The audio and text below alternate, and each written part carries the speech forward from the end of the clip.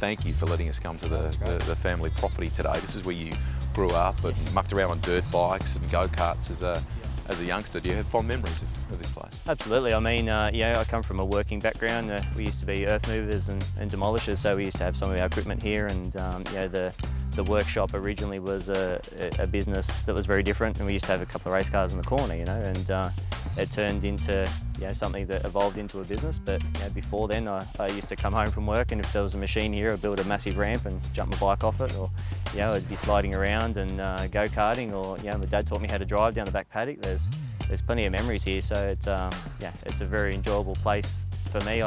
My days normally go to the gym for a couple of hours of a morning. I go back and get my young bloke when he's not at school, and he comes to work here, and we work on race cars. It's not work at all. It's if you love what you do, I've always said it's not work. It's something you enjoy. There's no doubt about the influence that your late father had on your racing career. But what was the point where you thought, I really want to have a crack at this? I was never pushed into it. I always used to love going to the racetrack with Dad, and he was very big on just letting me do whatever I wanted to do. And I was a pretty good swimmer, and I went to high school, and a guy called Ian Thorpe absolutely walloped me in swimming, and I thought, well, I'm not good enough at that. So I really enjoyed my motorsport all the time in between the other things I was doing, and decided to really go down that path and do a lot more of it. As well as, for me, I left school when I was 16, so I was sort of go-karting and work, and I was fitting in as much as I could do, and it eventually evolved into what I'm doing now, and went through all the ranks as I went. I've got really fond memories of this car. When I first started commentating in the early 90s, your dad was racing, and it's back to the original colours, and it's got a deep history in Australian motorsport, doesn't it? It does. It was originally brought into the country by Bob Jane. He brought it in as a Monza, and then it eventuated into a later evolution of a Monza to Peter Brock, and then later again to Grice, and eventually turned into a Supra by Brian Thompson in the 89, 88 era, and we bought it in 1990, and it's been a part of the family ever since, and I've driven it, my dad's driven it. It's a weapon car too. When I first came to this workshop, this was just a bare shell. Congratulations, the restoration on it is immaculate. This is the SLR 5000 sports sedan from the late 70s. Just tell us a bit about this. Yeah, look, quickly, it's a car that was built only for the era as a sports sedan, the only ever one built by the team for that purpose. A lot of little things in there probably shouldn't have, but it had back in the day. But as I say, we went on holidays and came home with the car, and it was a labour of love to put it back together to as it sits there now. In the early years of the Australian Touring Car Championship, this car was an absolute icon.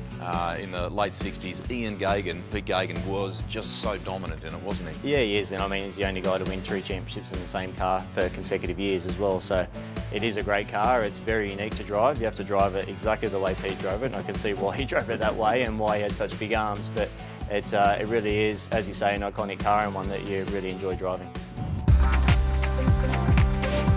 Big change for you this year from DJR to GRM. Firstly, let's talk about the differences in the team culture. How are you finding it? The team culture is brilliant. It's very much my background, like I don't know if it's the sports sedan thing or what, with Gary and his background, but everyone at the team's worked there for a long time. They enjoy what they do, but they're very serious. And when we go away, we all want to get results, but we're also having a good time, which is a very hard, fine line to get, but they do it very well. So Gary's a character. We've seen that over the past, and he's proving that as we go along.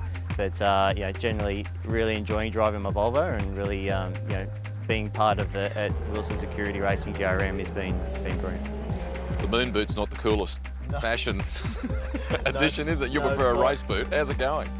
Look, it's going okay. It's been a long-winded episode for sure, but I've had burns in the past. I've had them at Clipsal especially, and they've always been gone the next week, or later, maybe 2 weeks. But it's been a long saga, and hopefully one now that I'm finally on top of. And thanks to Dr. Carl and a few other people, it's hopefully on the mend now after a Stingray. Just take us back to Clipsal and tell us how it felt, and at what point you knew you had an issue here. So the issue, sort of come from that first race on Saturday. It was the longest run we've done in the car. So obviously a taller driver than the car's had for a while, or last year especially.